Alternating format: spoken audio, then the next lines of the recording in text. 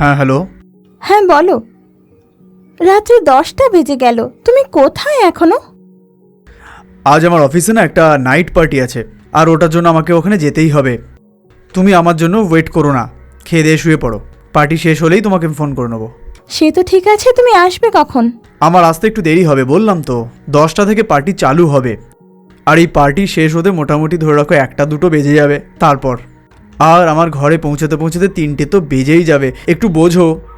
কি বললে? সকাল 3টে বাজবে? হ্যাঁ, আরে চিন্তা করো না প্লিজ, পার্টি শেষ করে আমাকে ক্যাব পেতে হবে তো। তুমি ভেতর থেকে দরজা বন্ধ করো না, কারণ আমাকে মাঝরাতে এসে দরজাটা ঠকঠক করে নাড়তে হবে আবার। তুমি তখন গভীর ঘুমে থাকবে, তোমার আবার ডিস্টার্ব হবে একটু। এটা কি বলছো তুমি? দরজা খোলা রেখে কিভাবে শুতে পারি আমি, যদি কোনো চোর চলে আসে?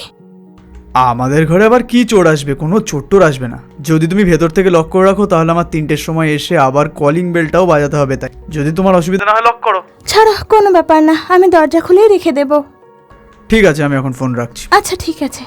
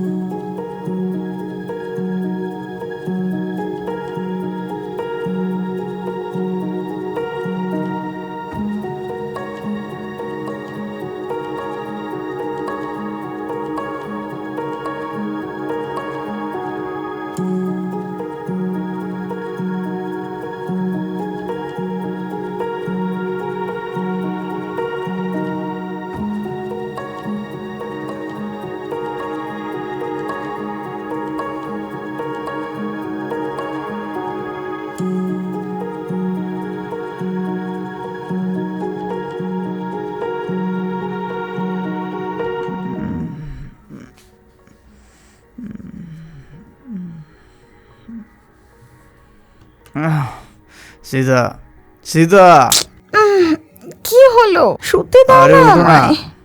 রাতে আমি কি করে আসবো বুঝতেই পারছিলাম না, কিন্তু দেরি হয়ে গেল। হ্যাঁ, বুঝতে পারছি না।